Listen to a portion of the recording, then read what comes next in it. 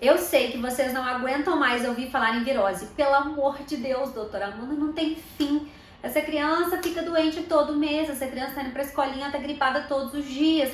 Não tem nada milagroso que eu possa fazer.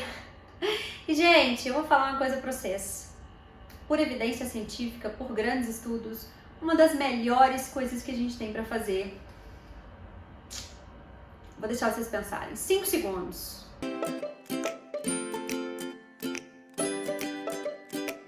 É lavar o nariz. É lavar o nariz, não tem jeito. É muito importante lavar o nariz para os quadros gripais.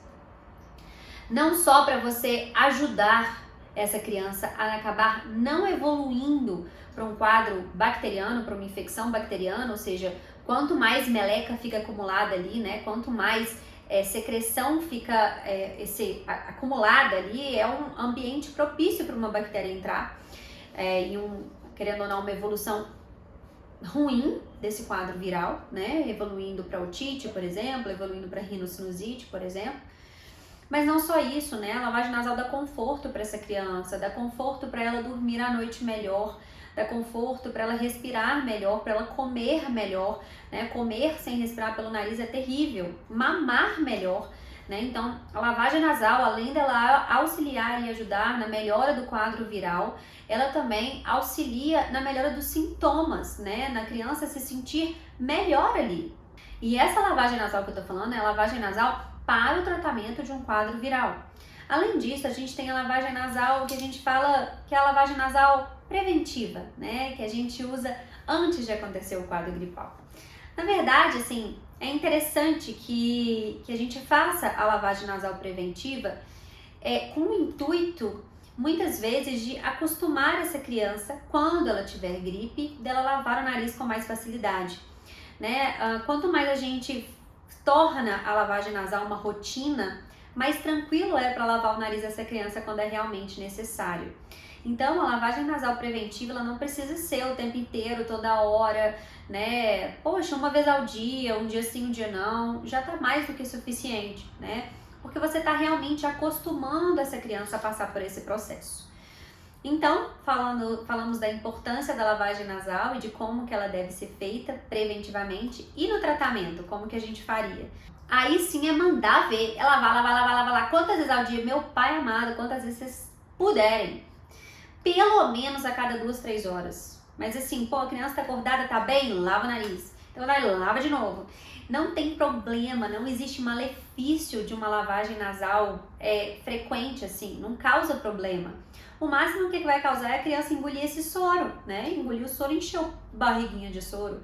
Então, quanto mais a gente lavar, melhor é para os sintomas dessa criança, assim, para o conforto dessa criança. E a gente lava esse nariz também até a meleca parar de sair, né? Pra gente realmente garantir que a gente limpou. Uma outra dica é a lavagem nasal com soro morno. O soro morno, ele ajuda muito a amolecer essas secreções acumuladas e eliminar melhor esse catarro. Inclusive, né, ele dá mais conforto para a criança na hora que a gente for lavar o nariz. Então, agora vamos para a prática, né? O que é mais importante, que é a parte prática. Eu vou deixar aqui embaixo alguns links na prática mesmo, de eu lavando o meu próprio nariz, de eu lavando o nariz do meu filho e da minha filha. Esses vídeos, eles ajudam muito a gente ver na prática como é que funciona. Além disso, ajuda muito a vocês perceberem que a lavagem nasal preventiva, ela ajuda muito quando a criança está gripada, porque os meus meninos fazem com muita tranquilidade a lavagem nasal, na maioria dos dias, né, gente? Vamos combinar que são crianças e nem sempre tudo tá perfeito.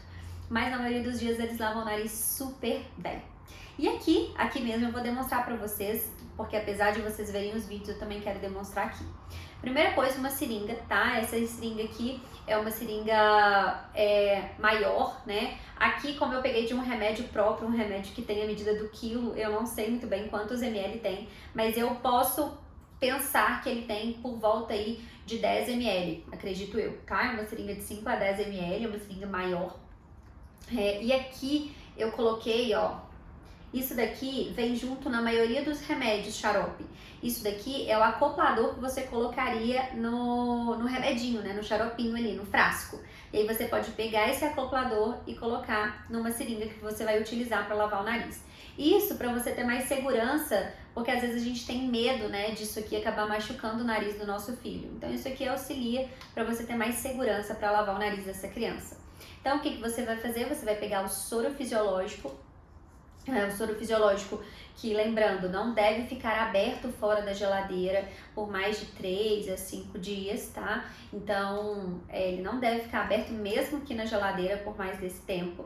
Então, compre, se você usar, né, com menos frequência, se a criança não tiver costume de ficar doente, compre frasquinhos de soro menores justamente para você não perder um grande volume de soro, tá bom?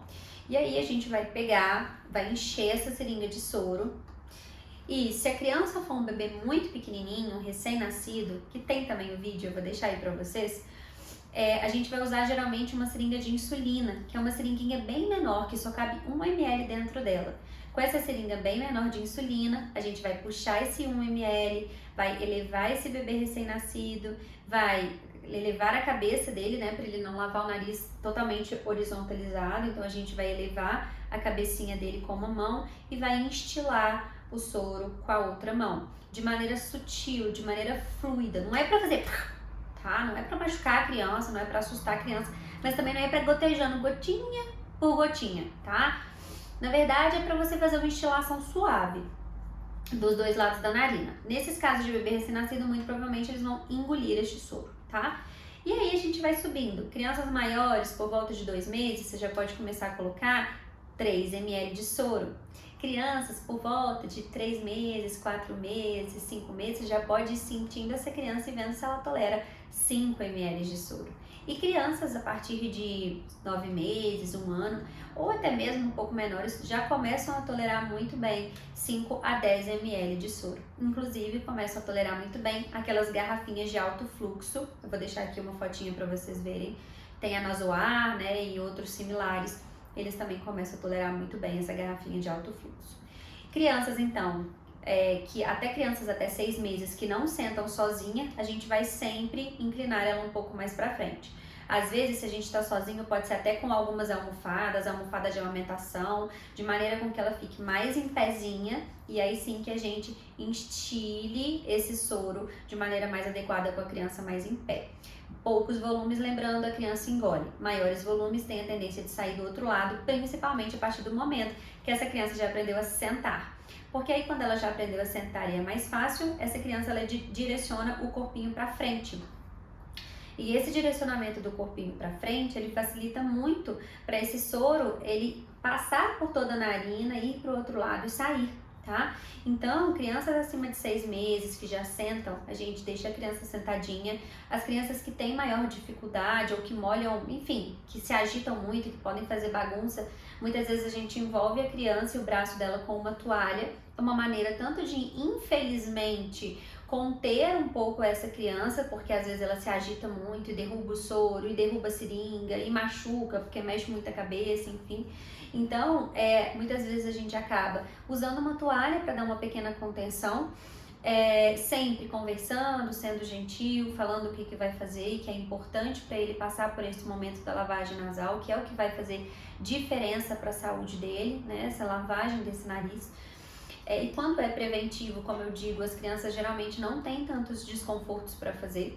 E aí a gente vai com o nosso próprio corpo atrás dessa criança, inclinar ela um pouquinho mais para frente, para a cabeça ficar um pouco mais para frente aqui.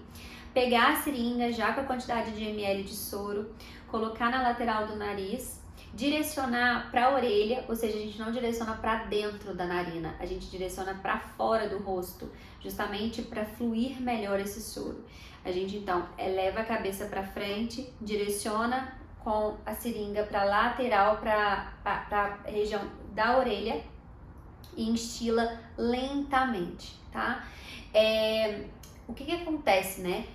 Se for possível, se a criança for cooperativa, crianças maiores de 2, 3 anos, geralmente elas já ficam com a boca aberta propositalmente. Mas crianças menores, tem aqui no link o Lavando da Júlia, dá pra ver que ela naturalmente já fica com a boca aberta também. Isso ajuda, melhora a abertura da boca, ajuda melhora a ter menos desconforto, tá? E diminuir um pouco essa pressão. Não tem risco, não vai pro ouvido, não vai pro pulmão, não dá otite. Pode sim dar um desconforto no ouvido, caso essa criança já esteja com uma otite vigente ou em processo de evoluir para uma otite. Pode sim dar um desconforto no ouvido, mas ela não vai dar a otite. A lavagem nasal não dá otite, a lavagem nasal não dá pneumonia. A lavagem nasal não vai pro cérebro, tá? Então é uma maneira eficaz e excelente pra gente tirar essa secreção. Combinado? Eu acredito que eu falei tudo que é mais importante, mas se vocês tiverem algumas dúvidas, deixem aqui nos comentários que assim que possível eu respondo vocês. Se vocês gostaram dessa informação e desse vídeo, compartilhem com outras pessoas. É muito importante que vocês compartilhem até para o YouTube perceber que esse vídeo é bem bacana, é bem informativo e também acabar mostrando ele para outras pessoas também. Se inscrevam no canal, assinem o sininho e até a próxima!